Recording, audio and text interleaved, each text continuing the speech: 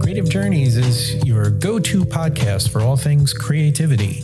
I'm your co-host, Dave Petrosky, chair of the Communication, Media, and Screen Studies Department. And I am your co-host, Melanie, Venezuelan designer and educator. This is the podcast about creativity, what it is in its many forms, and how we can become more creative in our everyday lives. Okay, welcome back to another episode of Creative Journeys. Hello. How you doing, Melanie? I'm good, Dave. How are you? End of the semester wrapping up, okay? So excited about this. Yes, yeah. So this is our last recording for the fall 25 semester, which we're going to be in a new year before we know it. This semester just flew by. It really did. It really did. I am so happy for it to be over, though. Same. But it's not quite over because we have a great conversation today. So with us, we have Peter Dimoulas. Yeah, that's right. It. That's right. Okay, I got it right on the microphone. Okay. That's great. Okay, and Peter. Well, usually we have our guests sort of introduce themselves and what they want to say about their background and that kind of thing, just to give folks an idea of who you are, what you do, that kind of stuff. So if you want to just take a minute to do that. And yeah, well, I'm formerly called a program administrator. I'm in this office we call the Innovation Hub. I feel like I'm a convener, I'm a cultivator. Sometimes I'm a leader and a manager and a few other things. And I've been in this role for 6 years. We're in the Jennings building, Jennings 108.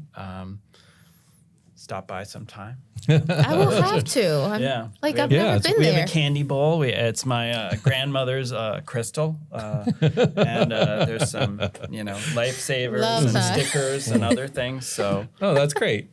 I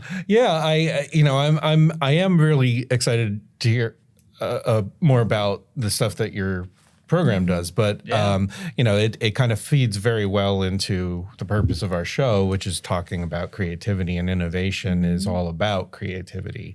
Now, it's my understanding that the Innovation Hub is largely centered around STEM. Is that true? Or well, in a way, and partly, and I'll go back to the use of the word convener and cultivator. We try to carve out a niche. Mm-hmm. But with the niche, I'll also use the word a wedge, because the STEM companies, they might start off as solely employing, biologists or chemists. But as they grow and develop, they hire everybody. Yeah. So we see it as, we can't do everything, so we have to focus on certain relationships that we can really engage meaningfully. Mm-hmm. But then through that, we have an impact on the broader campus. Yeah, no, that's great. And I guess one of the things that we had talked about on campus, it comes up every once in a while, and I don't know if you've been a part of these kinds of conversations, but sort of the STEM to STEAM kind of conversation, which is basically taking STEM and saying, well, you can't have STEM without art and design. Yeah. Because that's very instrumental. And if you're starting to think about things like engineering and that kind of stuff, it's very much about design. One of the things that, it's not really gotten a lot of traction on our campus, but it is something that I'm very interested in, because I like to think about, and what we talk about on the show a lot is the idea of how all disciplines are creative, right? Yep. And all industries are creative. Yes. They have to be, yes. In order to, especially in contemporary climate, to survive, you need to be creative. But just the idea of what are all the things that go into making new projects, making things run, making them work, where we get our ideas from, all that kind of stuff. And I think that there's a lot of mutual informing that can happen if we kind of break down these barriers and say, oh, well, that's a arts and humanities thing versus that's a STEM thing. I appreciate the question. I'm hearing, and there is no silo. I just think what happens is we're all working in our individual worlds, and it can be hard to break out of that and branch out and really, like, like I met you a couple of years ago because we had come to the conclusion we suck at marketing and design, and we're like, where can we find a student that maybe could help us with this? Hey, there's an art department, and I didn't know you, I didn't know the chairs, and I'm like, we're just gonna create this flyer and I'm gonna put it up, and you saw that, and you're like, oh my God, there's an innovation hub, and I didn't know there was an innovation hub until I saw that flyer. And I apologize, but yeah, it's not your fault, Peter. It's okay. Yes, it's okay. You can't do it all. Exactly. It's just like I just said. Yeah. Like I've also been at Southern for 6 years. Right. And I have never been to Jennings. I have passed through it. Yeah. I know where it is, but I have never actually taken the time to go inside of the building and see what's in there, right? So we can't always necessarily know everything. But and you haven't lived until you've taught a class in Jennings. And this is the challenge. And I in any larger organization, we inevitably get into this idea that there are silos, and it's not. It's just, how are we cultivating those relationships? Where are the opportunities for serendipity? Where is the large scale water cooler where we can just say, hey, I don't know you. What are you up to? And go from there. I couldn't agree with you more. And that's part of what we've been trying to explore and cultivate in the conversations that we have on the show, is trying to think about, like, well, okay, what are these unexpected connections we can make?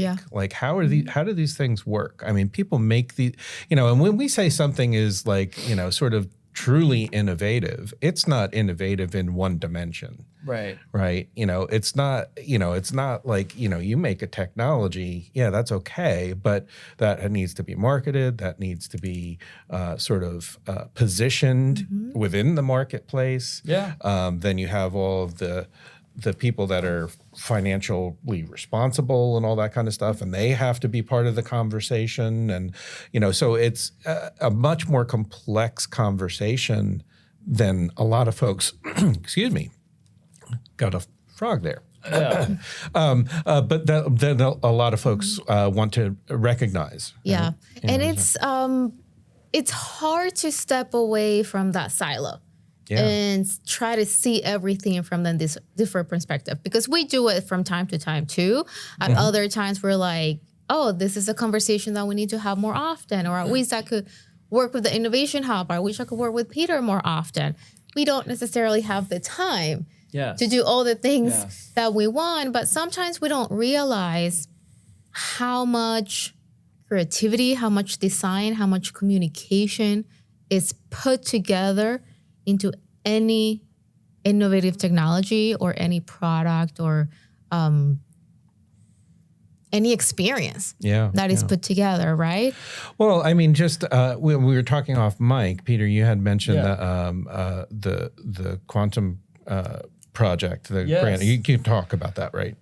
I can talk a little bit about it. Well, I mean, I know that it's in formulation. You're applying for a grant and such, but I think that like the way that you were describing it to me, it seemed like it's a really great example of what Melanie's talking about. Yeah, I mean, and even just the idea of trying to communicate what it is to understand the quantum world. It's as if you have to suspend your belief in what you can see in the every day. And I was listening to another podcast on quantum and how the physics of this macro world, like the moving of physical objects, it really doesn't make sense from our perspective to think about it as these are all these little tiny particles. I'm like, no, I'm holding a mug. Like this is a mug and it's keeping my tea warm, right? I really can't do justice to quantum. I don't understand it that well,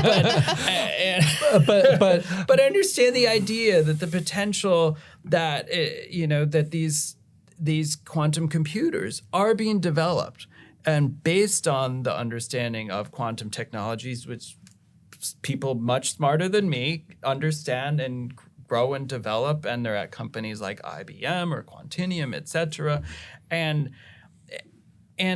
what the potential is, it goes beyond just augmenting AI, which it certainly has the potential to do, but it's nascent, right? I mean, this technology, it's a baby, and so few people are interacting with it.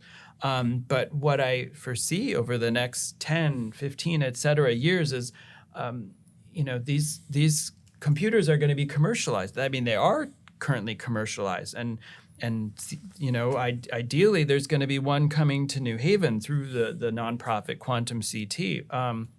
But beyond that, Connecticut is home to many large companies, defense contractors, and if they're going to take advantage of this technology, they can't simply rely on the fact that there's one in New Haven or elsewhere, because they have critical needs that have to be done in-house. And so the challenge, therefore, is going to be, well, firstly, on their behalf, they have to acquire them and make use of them, but then we need like an understanding among our students, among our faculty, of what the potential is. And you don't have to be the designer of the quantum computer. You just have to understand that it's a tool and it can be manipulated, much like decades ago, the computers were coming online and people and their companies were like, what am I going to do with this computer? I can write emails with it.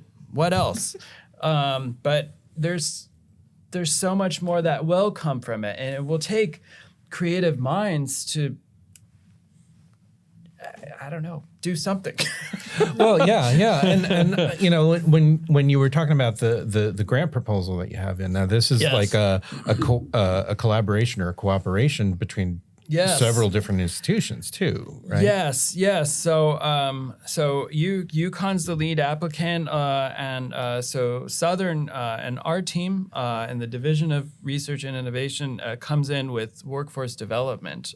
So theoretically, we get this grant, and we'll have computing clusters here, one on campus and another at another state institution, and we'll be facilitating opportunities to, and now I'm going to kind of go into my bread and butter of what I do mode, and really there's 4 words that drive how we think about workforce development. There's access, skills, experiences, and awareness.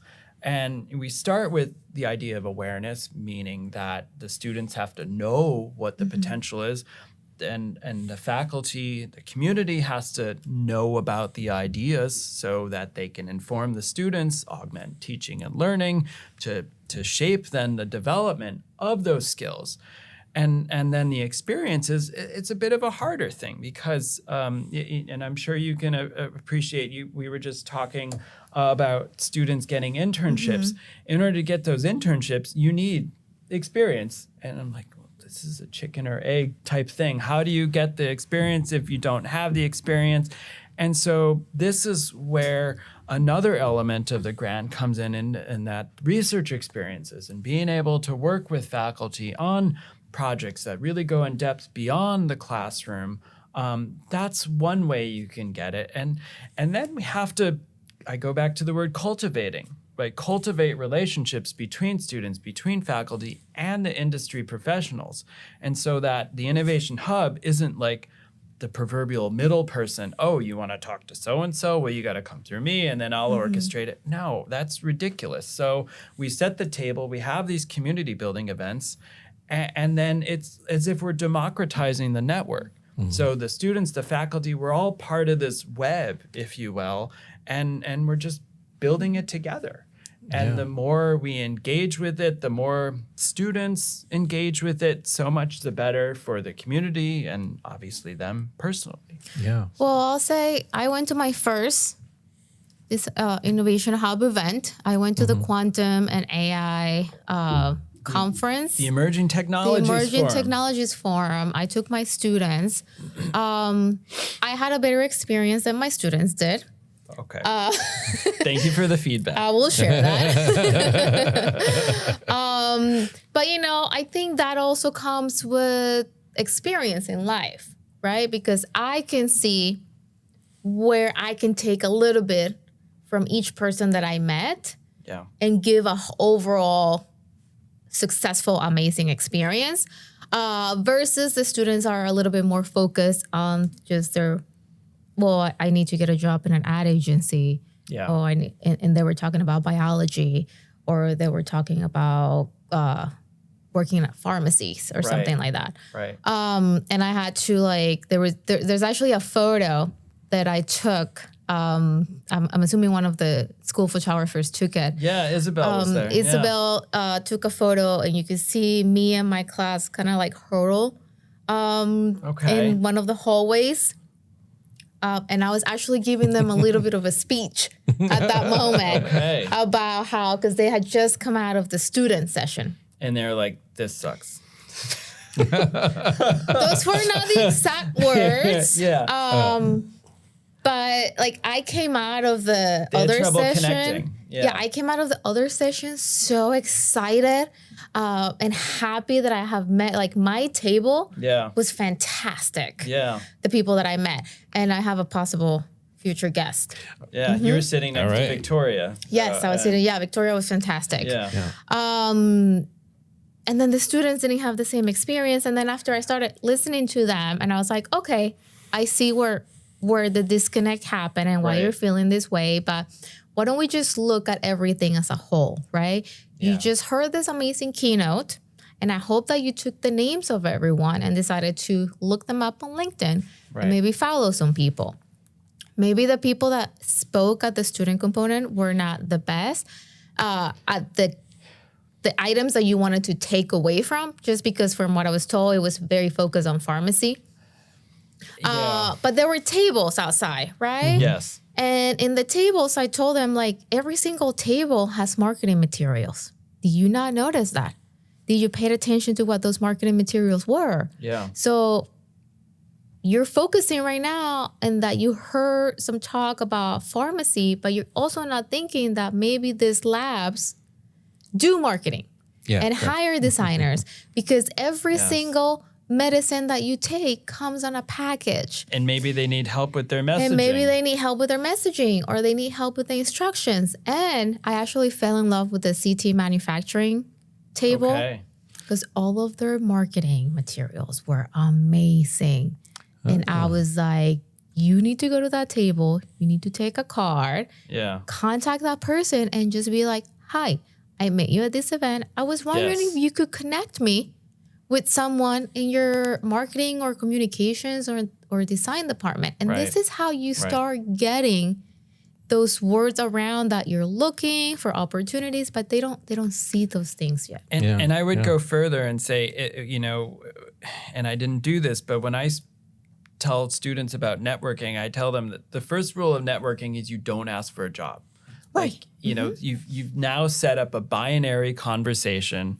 It's either a yes or a no. And if they don't know you, it's going to be no. Mm-hmm. So your whole goal is to meet these folks, get to know them, develop, cultivate that relationship. And from that, the opportunities will come. Maybe not from them, but maybe from someone they know. Get to know them and give them your business card. Yes. I always tell them, practice this 2-minute elevator speech where you're just introducing yourself and you're like, hey, I'm a graduating student. I do graphic design. I came here maybe because my professor forced me. Sure.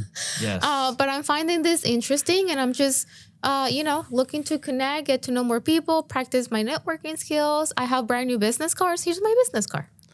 Yeah. No, I think I think what you're saying is some of the most practical advice that I can give to graduates, right? The thing that, and I don't know whether I don't remember, my brain is like Swiss cheese at this point in the semester, but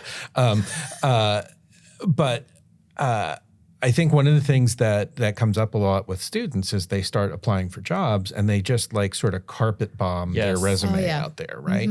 And I'm like, no, you need to like be more purposeful. The reason why you're not getting hits is because you're just like throwing stuff against the wall and seeing what sticks. And you need to think about where you want to work, the kinds of people you want to work with,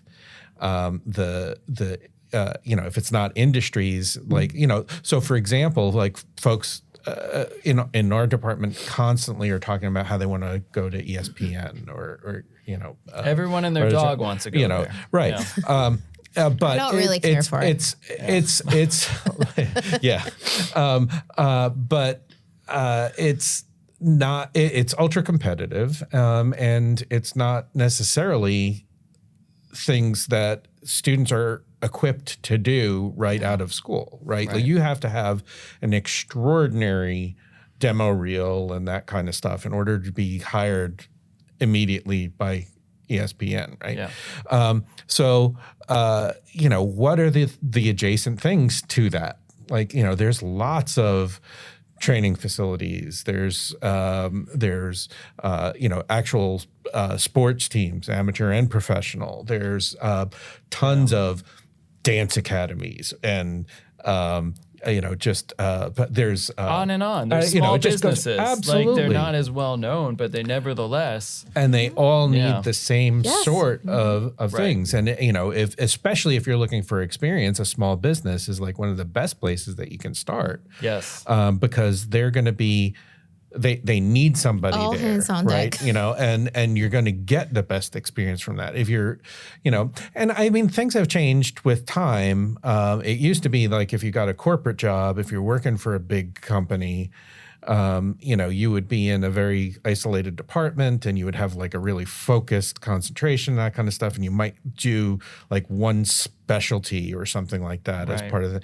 But when you're at a small company, it's more agile, more nimble. It's more diverse in terms of skills, abilities, and the people that you work with. You might quickly branch into sales or something else. Or you become part of the design team for something that's so conversations can ensue that. Or relationships can grow, and then that leads into other things. I mean, I always used to talk to the students about the design field and thinking about like, we haven't had many, but there are a few students that had gone to Madison Avenue, like agencies and that kind of stuff, right? Cool. But the sort of the thing that they described about their careers from that point was that they would not get promoted up within the agency. They would get promoted up at another agency. And then their next promotion, they might go back to the original agency. So it would be like this sort of crisscrossing kind of thing, but it might be like a whole cluster that they're working around, and they, and it became like something that they were like, they all kind of knew each other in some way and all this kind of stuff. So it becomes very insular in that respect. Very similar to Procter and Gamble. Yeah. Mm-hmm. Yeah, and the thing that students don't want to hear is that there's no linear path. Yeah. Right, There definitely is not. No, I mean it just doesn't work that way. That's life. Life is not. It's linear in terms of day to day, but it's not linear in terms of your experience. Right, your experience is a hodgepodge of all kinds of different things, and it's sometimes hard for students to make that adjustment. Yeah, and I think also, even though our newer generations are a little bit more different, we still have those like ingrained traditions or beliefs that you have to get your job and you're going to stay there, right? You're going to stay there forever, or like this is the place where you're going to be for the next 15, 20, 25 years. Definitely didn't happen to me. And that didn't happen to us either. And I would love to get to that. Sure. But, telling students, it's okay that if in 6 months or in a year you don't like the job, it's okay to find something else and you just start the search again. Yeah. And it's okay to take the risk at another job, because what's the worst that could happen? That you just find yourself in 6 to 6 months to a year, like, you know what, maybe You might like it. You might like it. It's hard. And stay, or you Yeah. may not like it and go somewhere else, and you may move. But yeah, there's still sort of like that. And I feel like it comes from past generations. They want to know, I'm going to choose this and I'm going to be successful at it. And I wish it could be like that for anything, you know? Yeah, I mean, you don't know, and that and I think that part of what we try to do over time is help people understand that it's the collection of their experiences and the things they learn that's going to make some sort of difference in what they do. Yeah. Right. I think that it's, sort of the mentality is, oh, I took this one class, I learned this one thing, and then I'm going to get a job in that thing. Yeah. And no jobs are like that. There's nothing that works that way. And you're always going to be doing something that's like highly complex in terms, even something like something that's very routine where you're making widgets or something like that. I mean, that's still going to have some sort of complexity to it because you're going to have to navigate the job system and how the organization works and all those kinds of things. The input changes, the raw materials. I actually find widgets very complex.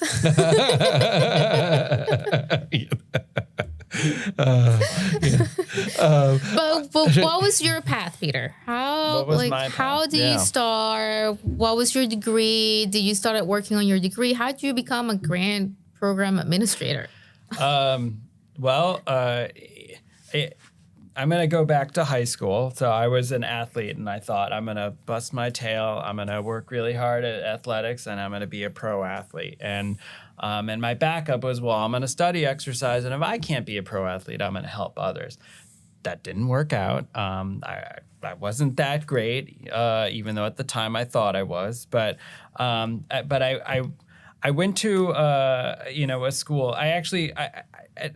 I didn't know it at the time, but I'm pretty good at networking and cultivating the relationships. And I visited a few programs that had exercise physiology, and I'm like, and I visited Northeastern and Springfield and a few others, and I met the faculty at Northeastern. I talked about research and what I was doing. I was a triathlete at the time, and I talked in my letter about the relationship I had with the faculty and what I wanted to do, and I got in, and that was in December of my senior year of high school, and I'm like, great, I'm gonna go there, and I'm done, and I applied to no other schools because the deal they offered was fine too, and that was going along fine. And end of my freshman year, I come home and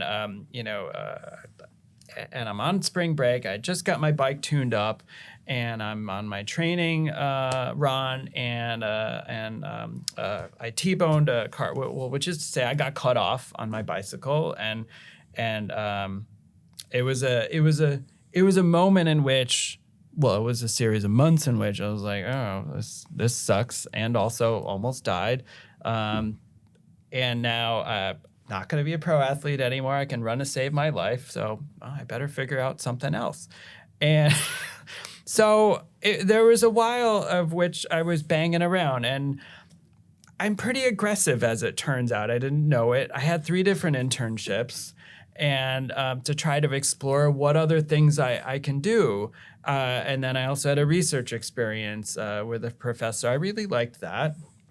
I got published. I did some work with frogs and birds, and it was on blood flow and muscle physiology. So it was all kind of related to exercise. And then I used that, and I cultivated relationships with other faculty, so I could go to grad school. And I met this professor. He was at Scripps at the time, and he said, "Well, I'm not going to be at Scripps anymore. I'm going to be at UBC in Vancouver." And I'd met him at a conference presenting my research, and I was like, "All right, I'll go to Vancouver." Wow. I applied. I got in, and then I spent 3.5 years there, and it was fun. It was great. Canada schools are lovely. You really focus on research, and I've loved Vancouver. I saw the starving postdocs, and I'm like, I don't want that lifestyle. Like, I was pretty good at research, but I'm like, I'm not God. And also, like, you know, I heard their stories about applying to different faculty positions, and God bless you and your roles in your faculty. I couldn't do that. Like, I knew I wanted to come back to Connecticut. I was from Connecticut, and sort of figure it out. So I finished my master's. I'm like, all right, I'm getting out of here. Let's do something else. So that was 2009. And then I kept banging around, and this thing called the BP oil spill happened. So I did some environmental consulting on that, and that sent me down to the Gulf of Mexico for a while. That was fun. And then I met my girlfriend, who's now my wife, on Match.com back in the day. And then I'm like, well, I guess I think I need to stick around, so I can't do the environmental consulting anymore because I can't keep traveling to the Gulf. That's no way to start a relationship. So I was like, all right, well, now what? I'm a scientist. I can do these things. So I started teaching. I won't say where, but it was at a private community college and then a public one.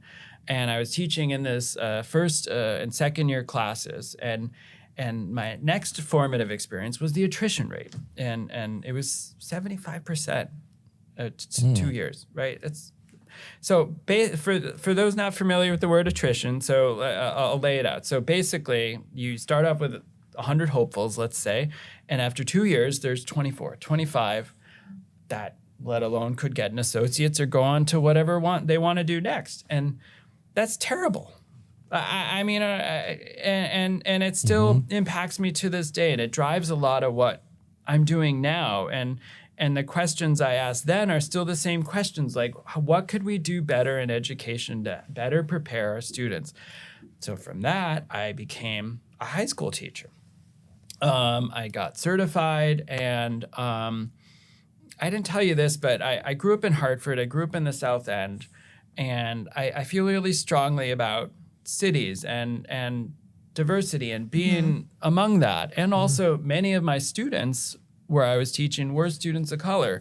And that's what I wanted to go back to, what I wanted to continue doing. And I applied to a few different places. I started a career high school, which is not too far away, and I was a science teacher there. And I continued that relationship building and with my students, but then the companies, and it turns out my now boss, Christine Broadridge, and they had started this workshop series called Materials in Manufacturing.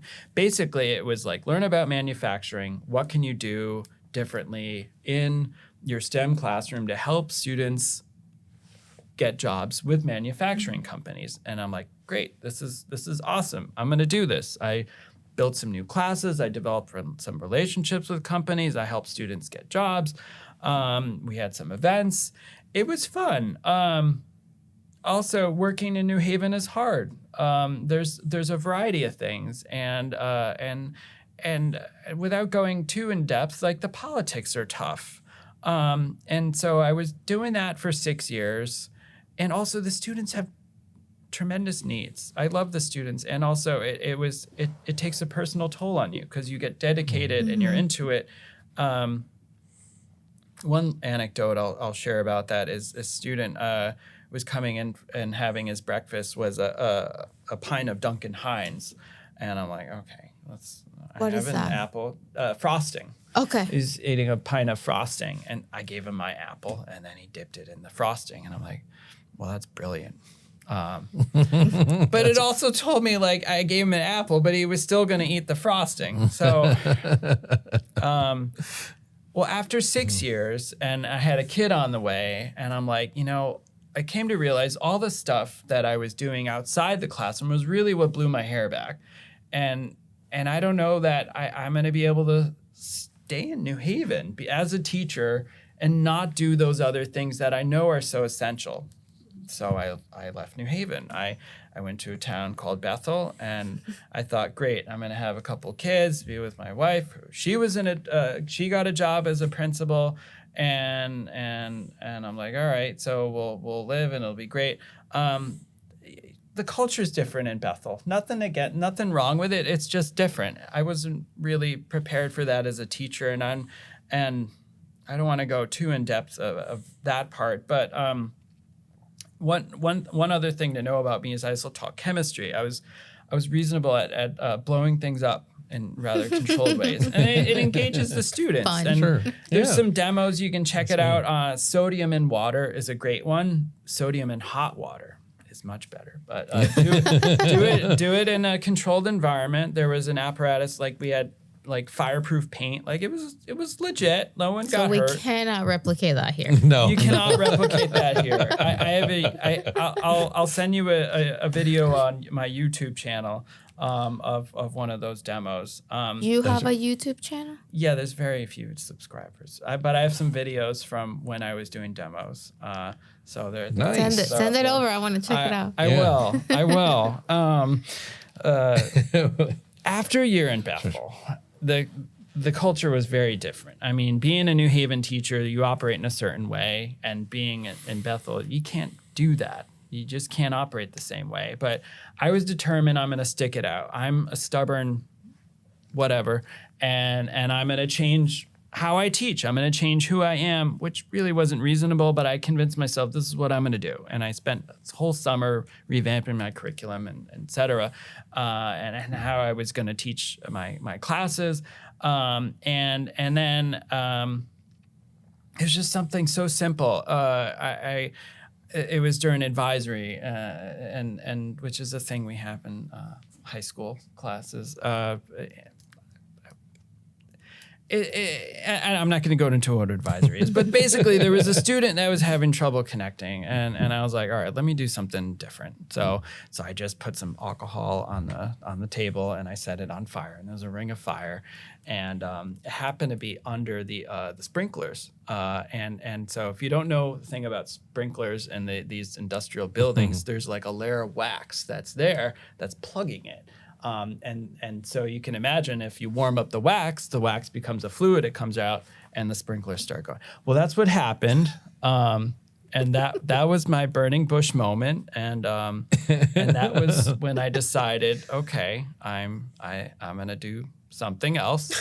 And this is my challenge. I'm a stubborn person. I thought I was going to do triathlon. No, I got in a car accident, and the attrition rate really drove me to be a teacher. And then this stupid thing happened that was really my own making. But I left in the middle of the year, which is tough on kids, right? And I regret how I ended my time in Bethel, but I don't regret that I left because I ultimately I wouldn't trade it for anything in terms of what I'm doing and able to do now. I think I'm having a much bigger impact than I ever could have. But for a few months, I was cursing education. I'm like, oh, I can't do this. And I love art, by the way, and I took dance in grad school because I need that release. And I'm like, I have all these relationships with manufacturers. I'm going to be a welder. I'm going to make railings or whatever it is going to be. That makes really, a lot of money. I could have.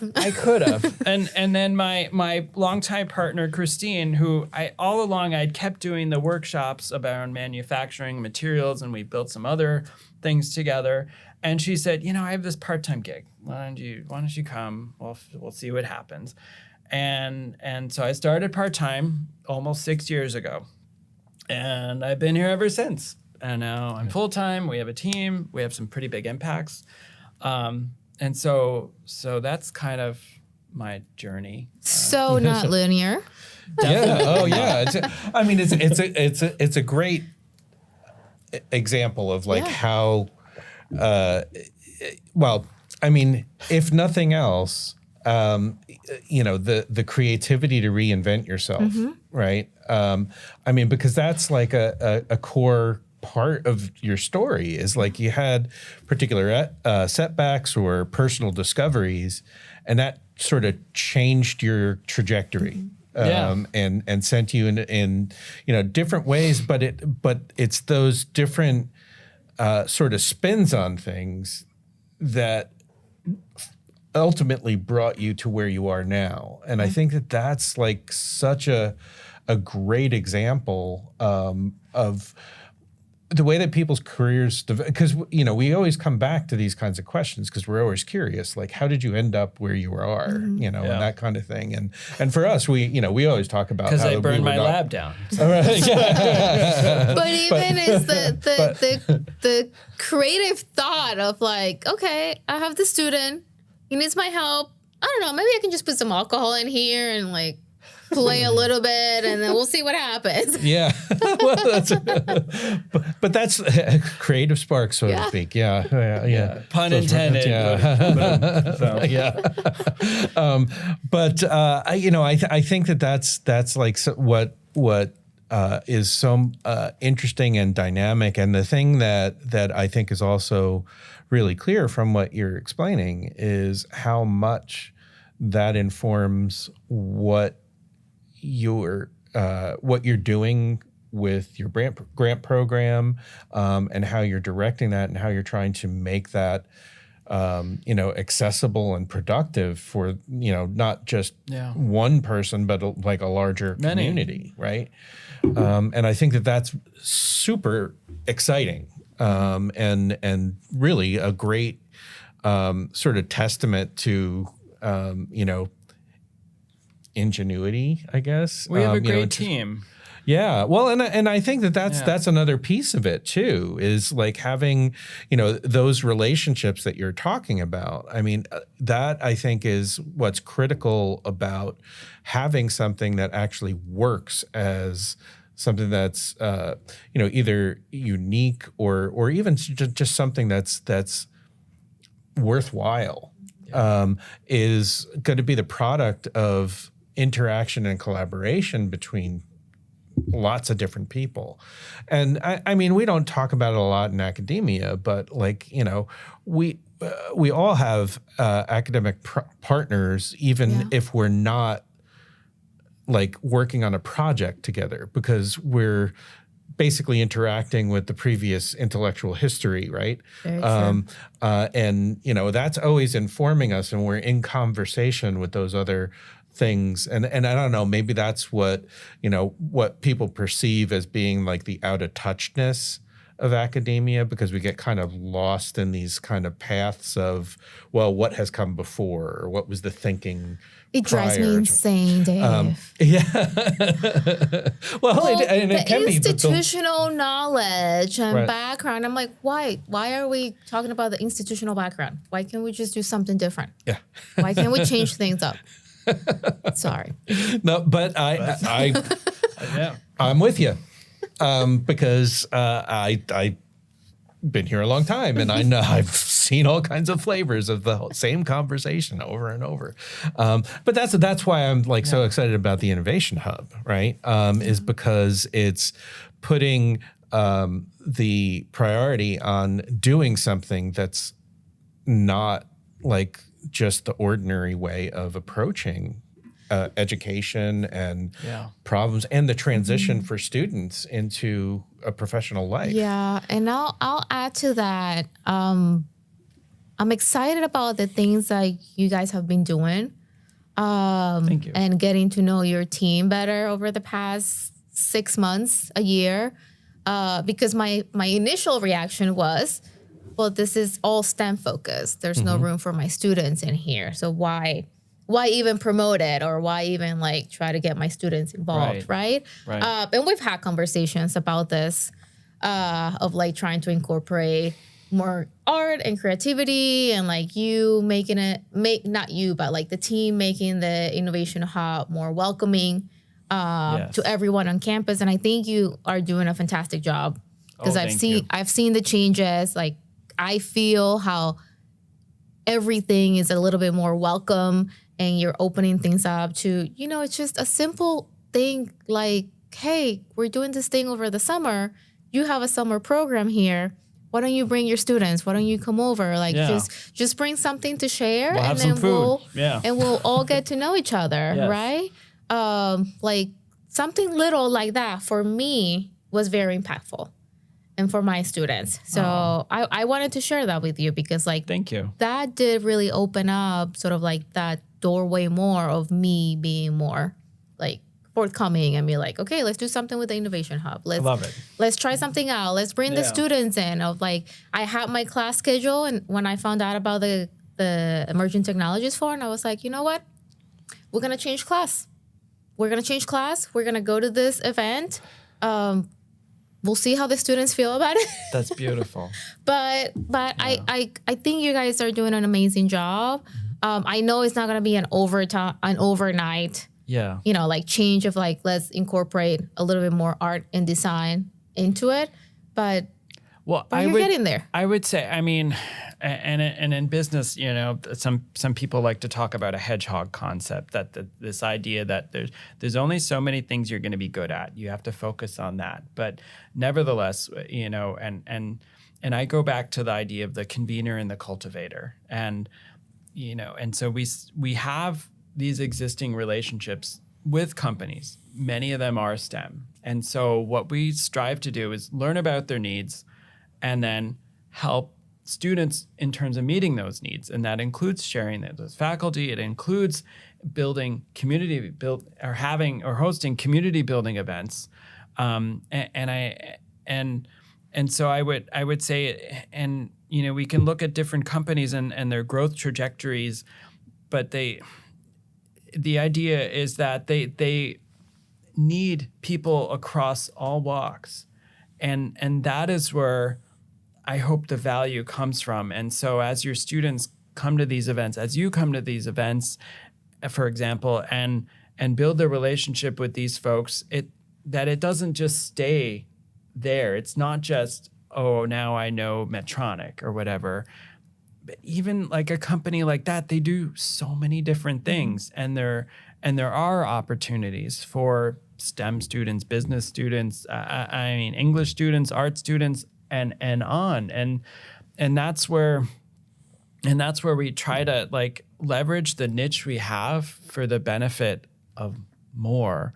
And I will plug our next event, which is something I'm actually really proud of. It's called Bridging Pathways. It didn't start with that title. It actually started with the name Connecting Students and Professionals of Color. Let me explain. So I'm not a person of color, and yet I find myself in the privileged and unique position of having these relationships with affinity groups at different companies. So we have some wonderful partners at Boehringer Ingelheim, Laguerre and Dio. They don't have an affinity group with a name, but themselves, and there's a group of folks there that are working together to support our students, right? And not just our students overall. And at Pfizer, there's the Global Black Community. And at Medtronic, there's groups including the African Descent Network and others. And you can go on and on of all these different companies that have persons of color among their ranks who they want to see more persons of color. But it's not just solely for that. And for me, like I go into these, I lead these planning meetings, and I'm like, oh, is today the day I'm going to stick my foot in my mouth? Like this white dude leading this group, I'm like, oh my God. Like honestly, it makes me feel really nervous and also tremendously excited. And it's for, and I do want to emphasize it is for all students. And also we changed the name over the summer. For various reasons.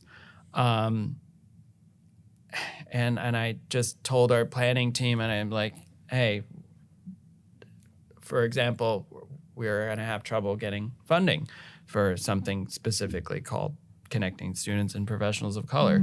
Mm-hmm. We need to change the name. Period. And so I told our planning team, which included our friends that I referenced, you're aboard now. So elect a chair and a co-chair. There's going to be an executive team, and then what is the new name? And really, this is where like I'm the convener. I'm the cultivator. I'm not like it's it's their group, it's their event. And so Bridging Pathways is what we now call it. No joke, it's going to be on April 1st. It'll be on campus. Let's work together to make sure it's more engaging for your students, because and really like incorporate some build-up activities so that they're not just walking into it cold and thinking like, oh, I'm going to hear only about marketing, et cetera. Like you'll hear some of that, but then some other things. Yeah. Well, I think, fantastic. I think is a good segue to end our episode because we ran out of time. But I love how we're ending with just sort of like giving a reminder to students that it's about making those connections. Yes. And just seeing what you can take away from that connection and being open to all the different possibilities. Yeah, absolutely. Absolutely. Peter, this was so engaging and I wish we had more time. We always seem to always run out of time. I'll get you the YouTube video.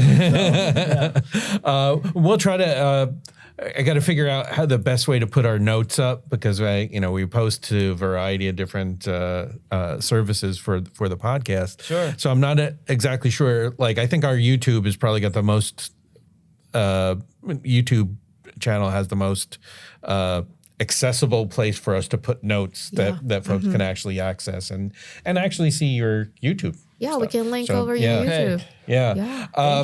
So with drawing to the end of the episode, we'll give our normal plea to folks to get in touch with us about show ideas, feedback. Subscribe, subscribe, yes. Yeah. So all of the things that go with it. We're at creativejpodcast@gmail.com. And we're always looking for folks to give us some input and feedback. We are still looking for interns. So an intern to help us promote the show and be a part of our production team. So if anybody is interested in that, please give us an email and let us know that you're in the market for an internship. Yeah. But with that, we're going to say so long, and we'll talk to you in the new year. 2026. Have a great holiday, everyone. Happy holidays. Happy holidays, everybody.